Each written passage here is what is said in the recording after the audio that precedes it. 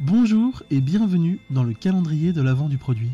Tous les jours, du 1er au 24 décembre, nous allons partir à la rencontre d'un ou d'une passionnée du produit qui va nous parler de sa vision, de ses challenges et d'un sujet qui lui tient à cœur. Et aujourd'hui, c'est Adama Mbeng, Product Manager chez Nickel, qui est avec nous.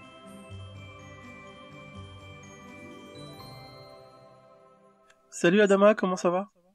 Ça va très bien, merci. Et toi, Timothée ? Ça va très bien aussi. Est-ce que tu peux te présenter en quelques mots ? Alors déjà, je voulais te remercier, Timothée, de m'avoir invité. Pour moi, c'est un plaisir d'échanger autour de la thématique produit. Alors moi, pour rappeler très rapidement mon parcours, j'ai fait des études en informatique industrielle et par la suite, j'ai rejoint un éditeur en logiciel qui travaillait pour les assureurs en général.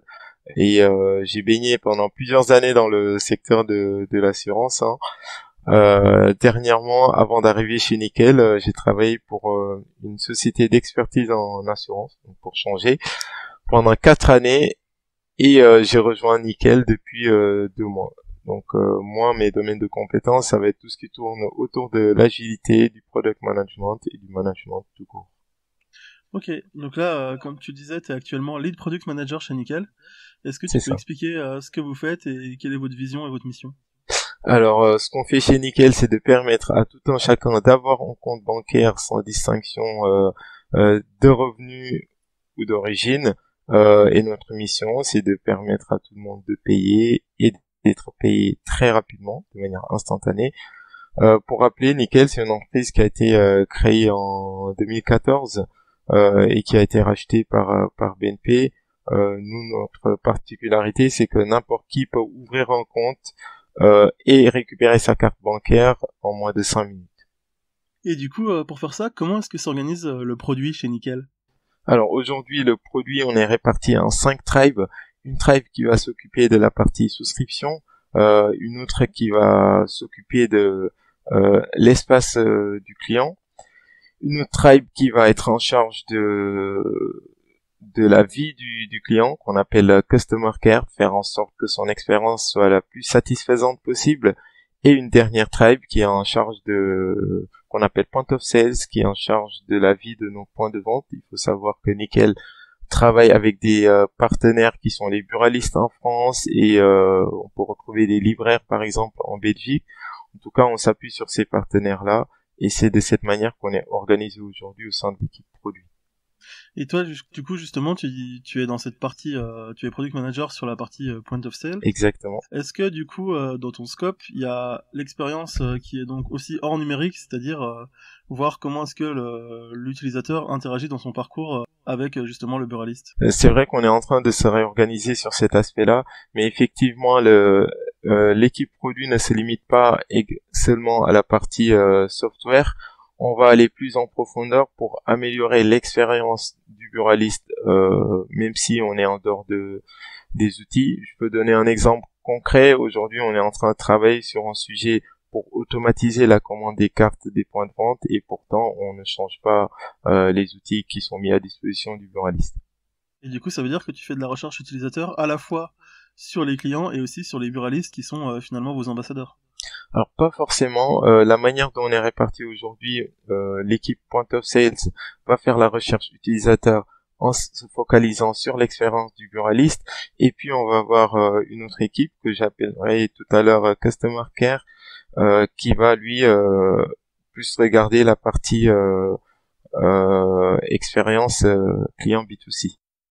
Nickel, c'est une entreprise qui fait beaucoup pour l'inclusivité, que ce soit en permettant à des personnes qui ne pourraient pas ouvrir de compte normalement d'en avoir un, et à des tarifs favorables, en permettant à beaucoup plus de nationalités d'ouvrir un compte, et en rendant aussi l'application mobile optionnelle, ce qui fait qu'une personne qui n'est pas à l'aise avec le numérique peut quand même ouvrir un compte chez Nickel et l'utiliser assez facilement, et aussi plus récemment en permettant de choisir l'identité et le nom qu'on veut afficher sur sa carte Nickel, ce qui fait que par exemple si on est une personne transgenre, vous êtes la seule banque aujourd'hui à proposer à la personne d'utiliser le nom qui lui correspond. Et du coup ma question c'est comment est-ce que cette démarche d'inclusivité elle impacte vos réflexions au quotidien et au sein de l'équipe produit, et comment vous vous assurez du coup que chaque nouvelle feature ne va pas exclure des gens. Effectivement, on a travaillé sur le sujet TrueName récemment. Donc ça, c'est une collaboration avec Mastercard. Pour répondre à ta question concernant vision de tout le monde dans les différents sujets qu'on traite au sein de l'équipe produit. Donc nous, pour ça, on se base sur les personas qui ont été définis et en se focalisant en permanence sur les personas, ça nous aide effectivement à ne pas exclure un utilisateur dans notre réflexion produit. Cette carte TrueName, c'est une feature qui est du coup extrêmement importante pour les personnes transgenres, mais pas forcément pour les autres clients. Comment du coup est-ce que ça se passe dans la priorisation des features pour justement prioriser des features qui peuvent avoir parfois un énorme impact en termes d'inclusivité, mais pas forcément un énorme impact en termes de business, et qui pourtant peuvent être potentiellement assez complexes d'un point de vue technique ou réglementaire? Alors c'est une bonne question. Nous, en termes de priorisation, on a adopté effectivement le framework RICE. Je pourrais revenir dessus plus tard.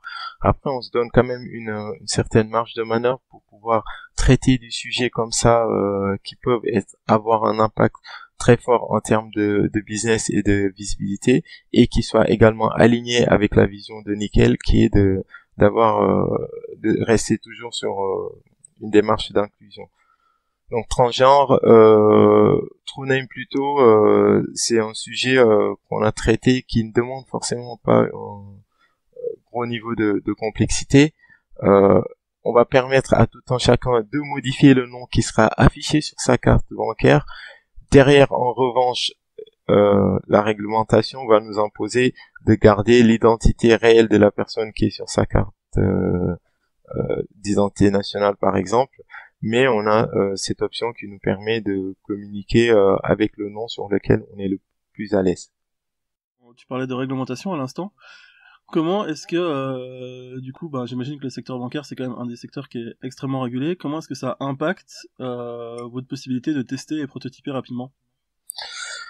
C'est une question qui revient souvent. Je me rappelle qu'un de mes anciens collègues me posait la question. Alors, tu vas aller dans une banque, il y a beaucoup de sujets réglementaires. Il faut savoir que nous, chez Nickel, on traite certes des sujets réglementaires, mais on ne traite pas que des sujets réglementaires. TrueName ne l'est pas. Par exemple, si demain on doit lancer une nouvelle offre pour diversifier notre activité, on n'aura pas forcément de contraintes réglementaires. Donc, on a deux axes. La partie réglementaire qui va impacter toutes les tribes sur lesquelles on va définir des dates, parce que ça sera cet élément qui sera le plus important, mais ça n'occupera pas l'intégralité de la bande passante des équipes produits. On va avoir une bonne majorité de bandes passantes qui sera réservée pour traiter des améliorations produits. Et aujourd'hui, l'offre bancaire, elle est de plus en plus grande. Les néobanques rivalisent de features pour essayer de gagner des parts de marché, et en même temps on voit d'autres services qui ferment, genre notamment Pumpkin ou récemment Omax. Comment est-ce que du coup vous faites pour résister à la course aux features et pour au final rester concentré sur ce qui fait sens pour vos clients sur le long terme? Alors, comment on fait pour traiter ce qui a du sens pour nos clients? Pour nous, ce qui est important, c'est de garder une certaine simplicité et de faire des choses qui soient alignées avec nos personas. Aujourd'hui, nos utilisateurs ne nous demandent pas de trop nous diversifier en faisant des offres de type crypto-monnaie. Ce qui est important pour nous, c'est vraiment d'avoir une ligne conductrice qui est l'inclusion et la simplicité. On peut voir que Nickel fait partie des rares fintech qui aujourd'hui sont rentables et ne sont pas en déficit. Donc ça veut dire que ça marche, et on va continuer dans cette direction. Et du coup, est-ce que cette démarche d'inclusivité au plus grand nombre se traduit aussi par une diversité au sein des équipes? Effectivement, aujourd'hui, nous avons une multitude de compétences chez Nickel et de profils au sein de l'entreprise. Ça va du diplômé d'HEC à l'entrepreneur en pâtisserie qui reprend un périmètre clé de la boîte, aux salariés non diplômés. Tu sais, c'est également un point qui a été rappelé par le PDG lui-même durant le parcours de onboarding. Pour nous, tous les salariés sont au même niveau et contribuent au succès de l'entreprise.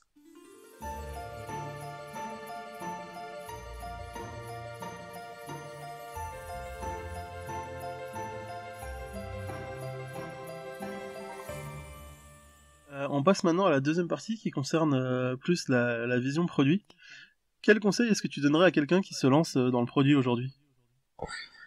Le conseil que je peux donner, c'est de connaître ses utilisateurs, de comprendre le business de son entreprise. Ce sont deux éléments qui sont capitaux avant de pouvoir parler de fonctionnalités. Et comment est-ce que tu vois le monde du produit évoluer? Moi, je pense que le monde produit va s'orienter vers une démarche de plus en plus responsable. Comment faire du produit qui a de l'impact et qui est responsable sont des éléments qu'on entend de plus en plus émerger de nos jours. Et quels sont aujourd'hui tes plus gros challenges? Alors aujourd'hui, les challenges qu'on a au sein de Nickel, c'est comment faire pour diversifier notre offre, comme je disais tout à l'heure, tout en restant dans notre ligne directrice qui est la simplicité. Donc, ce sont des éléments sur lesquels on est en cours de réflexion en ce moment même, pour créer peut-être une équipe qui sera focus sur cette partie diversification de l'activité. Et du coup, pour toi, c'est quoi aujourd'hui une bonne équipe produit et un bon product manager? Pour moi, une bonne équipe produit, c'est une équipe qui va se focaliser déjà sur la problématique avant de penser solution. Un bon product manager, c'est quelqu'un qui va bien connaître ses utilisateurs, qui va essayer d'aller sur le terrain pour comprendre vraiment les problématiques et qui également va utiliser son produit. Comme on dit souvent, eat your own dog food. Je pense que c'est une phrase qui synthétise ce qu'est un bon product manager à mon sens. Et toi, comment est-ce que tu fais pour continuer à apprendre sur un produit que tu connais bien? Alors comment je fais pour apprendre sur un produit que je connais bien en allant sur le terrain, parce que en allant sur le terrain on peut avoir des feedbacks qui sont différents constamment. Ça permettra de nourrir nos réflexions et de pas avoir toujours un point de vue figé sur notre produit.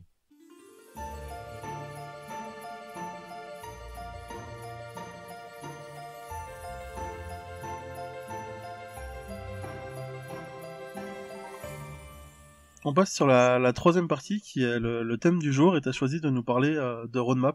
Pourquoi avoir choisi de nous parler de ça? Alors, je souhaiterais parler effectivement de roadmap parce que pour moi, c'est un élément de communication qui est important, mais il y a souvent beaucoup d'idées reçues là-dessus, surtout quant au niveau des détails qui peut être attendu par certains stakeholders. Ok. Et du coup, comment est-ce que tu construis ta roadmap? Est-ce que tu mets des horizons de date ou est-ce que tu es plus dans des no next later? Juste pour partager un peu de contexte, moi je suis arrivé chez Nickel il y a 2 mois et Alban, qui est le Head of Product, il m'a demandé de revoir les différents roadmaps qui sont communiqués par les squads. En fait, il avait remarqué un certain niveau de décalage dans les squads sur la manière de communiquer ce niveau roadmap. Du coup, c'était l'occasion pour nous de créer un espace d'échange et d'améliorer notre pratique. Donc pour revenir à la question, aujourd'hui, nous avons 2 niveaux de roadmap chez Nickel. Une roadmap que j'appellerai Delivery, pour laquelle nous avons réutilisé simplement le modèle de Roman Pichler, qui est un expert product. Dedans, on va retrouver des éléments comme l'outcome, le bénéfice que le sujet va apporter, les fonctionnalités qui sont associées, à quel horizon de date je pense délivrer. Encore une fois, je parle bien d'horizon de date, c'est-à-dire de période et pas de date fixe, parce que pour nous, ce qui est important, c'est plus la valeur qu'on va apporter à l'utilisateur et pas forcément la date fixe, sauf si on parle de sujets réglementaires. Les critères de succès, en s'appuyant également sur l'équipe data, puis pour chaque sujet, nous faisons le rapprochement avec les OKR associés. Dans un deuxième volet, nous avons également une roadmap que je dirais Discovery. Celle-ci peut être amenée à évoluer énormément. Ici, nous avons un format plus non-next letter, comme tu disais tout à l'heure, et nous allons retrouver des éléments comme par exemple étude de faisabilité. Ça permet de donner un certain niveau d'avancement sur ces sujets-là qui sont pas du tout matures. Et c'est quoi aujourd'hui ta définition d'une bonne roadmap? Pour moi, une bonne roadmap, de mon point de vue, est alignée avec la stratégie de l'entreprise et elle apporte de la valeur aux utilisateurs. Quelle est ta plus grosse erreur concernant la roadmap? Alors, l'erreur que je produisais souvent était de vouloir à tout prix mettre tous les sujets avec un niveau de granularité très fin. Je me retrouvais donc souvent à devoir plus justifier les écarts d'une semaine à l'autre qu'à me focaliser sur le plus important qui était l'outcome des sujets sur lesquels j'étais en train de travailler. Et du coup, aujourd'hui, quels outils vous utilisez chez Nickel pour construire la roadmap?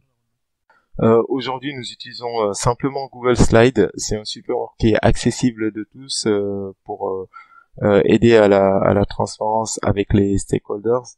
Moi, j'aimerais bien qu'on puisse basculer vers des outils de type Product Backlog pour toujours accentuer cette transparence avec les stakeholders. Surtout que nous sommes en train d'ouvrir de plus en plus de pays. Alors, pourquoi Product Board? Pour que ça nous aide à gagner plus de temps pour le côté dynamique de l'outil et également son intégration avec des outils de type Zendesk qu'on a aujourd'hui chez Nickel, mais également Jira. Quels sont tes conseils de choses qu'il faut faire ou au contraire éviter quand on est en charge de la roadmap? Alors, je vais partager 5 erreurs qui, à mon sens, il faut absolument éviter lorsqu'on constitue une roadmap. Il faut pas penser qu'une roadmap est un plan fixe. La roadmap contient une liste limitée des initiatives prioritaires, sous-entendu, il ne s'agit pas d'un copier-coller de toutes les fonctionnalités de la backlog. Le but d'une roadmap, c'est pas de déterminer la date de livraison, même si vous pouvez donner un horizon de temps. Ce n'est pas en aucun cas un planning hebdomadaire des sujets à traiter dans le trimestre. Donc, comme je disais tout à l'heure, c'était une des erreurs que je faisais également. Et pour finir, il faut éviter également de créer la roadmap tout seul dans son coin. C'est un élément qu'il faut co-construire avec ses stakeholders pour que tout le monde soit aligné. Et justement, tu parlais de pas construire seul la roadmap dans son coin. Est-ce que tu impliques aussi d'autres membres de l'équipe produit? Moi, je pense qu'il faut jamais construire la roadmap tout seul dans son coin, parce que c'est important d'avoir les feedbacks des différents stakeholders, des sales, du support également qui sont sur le terrain. Et si on le fait tout seul dans son coin, on risque de passer à côté de certains éléments qui peuvent être importants et qui pourront en tout cas nourrir la roadmap. Et toi, quel niveau de détail tu mets dans tes epics et tes user stories? Je me dis que c'est important de préciser avant de répondre à cette question, car il y a certainement des agilistes qui nous écoutent. De mon point de vue, il y a deux contextes d'utilisation du terme epic. Le premier, c'est une utilisation avec Scrum ou Kanban. Ici, un epic correspond à une fonctionnalité trop grosse pour être traitée dans un sprint. Le second, c'est une utilisation spécifique au framework Safe avec une toute autre définition. Pour Safe, une epic, ça va être une initiative qui va avoir un fort impact, qui peut impacter plusieurs équipes et qu'on pourra traiter dans plusieurs PI. Je sais pas si je mettrai tout le monde d'accord là-dessus, mais c'était un élément qui me semblait important de répondre. Maintenant, pour répondre à la question quant au niveau de détail que je mets dans une epic et une user story, dans une epic, je vais mettre des éléments de type l'outcome et le bénéfice que ça apporte, les OKR que ça améliore, une description sommaire de type elevator pitch, comme je souhaite faire ceci afin d'apporter telle valeur utilisateur pour résoudre telle problématique, et pour finir dans l'epic, je mettrai l'owner. Maintenant, pour la user story, je pense que c'est un élément qui est plus maîtrisé de tous. Je mettrai un rappel du contexte, le besoin au format, je souhaite faire ceci afin d'apporter telle valeur utilisateur, les règles de gestion, la maquette, et pour finir, les critères d'acceptance. Et justement, en parlant de critères d'acceptance, c'est quoi ta définition de ready? Pour moi, la définition de ready, elle peut varier selon les équipes. En tout cas, c'est quelque chose qui doit permettre aux équipes de délivrer rapidement des fonctionnalités tout en ayant un bon niveau de qualité. Donc, j'ai effectivement pas une liste détaillée comme ça à donner. Je pense qu'il faut vraiment avoir une definition of ready qui est adaptée à chaque contexte. Et est-ce que tu utilises des frameworks pour prioriser ta roadmap, et si oui, lesquels? Aujourd'hui, chez Nickel, nous utilisons essentiellement Race. C'est un framework pour nous qui est plus facile que le Moscou, parce qu'on a une liste importante d'initiatives avec des must-have. Alors, bonne chance pour les prioriser.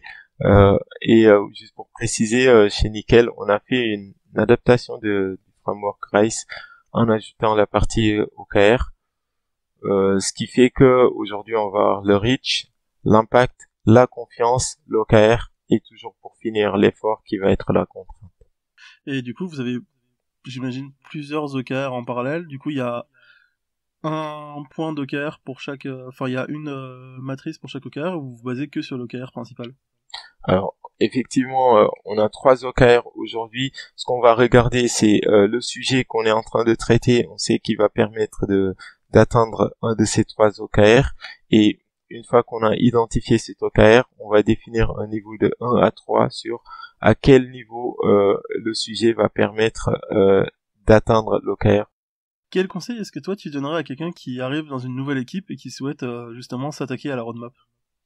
Je pense qu'avant de se poser la question sur la roadmap, il faut déjà commencer par connaître la vision, c'est-à-dire là où nous souhaitons aller, la stratégie, ou plutôt comment nous souhaitons y aller, et seulement à ce moment-là, on peut se poser la question de... on peut parler de roadmap qui découle de toute cette stratégie dont je viens de parler. À quelle fréquence est-ce que tu mets à jour la roadmap? Chez Nickel, chaque squad organise aujourd'hui un point mensuel avec les stakeholders afin de partager les différentes roadmaps, sachant que, comme je disais tout à l'heure, les roadmaps sont partagées, accessibles de tous. Ce point-là mensuel, il nous permet seulement d'aller plus en profondeur et de créer un espace d'échange sur les différents sujets. Top. En tout cas, merci beaucoup d'avoir participé à ce calendrier de l'avant du produit. Est-ce que tu as quelque chose à rajouter ou un mot de la fin? Je trouve original l'idée d'avoir un calendrier de produits. Merci encore Timothée pour ton invitation. Moi je suis un grand fan de podcasts et en tout cas j'ai hâte d'écouter les différents podcasts, les différents épisodes plutôt qui vont sortir. Bah merci à toi. Salut. Merci Timothée. Salut. Et voilà, cet épisode du calendrier de l'avant du produit est maintenant terminé. J'espère que vous l'avez apprécié. Je vous souhaite une très bonne journée et on se retrouve demain pour un nouvel épisode. À demain!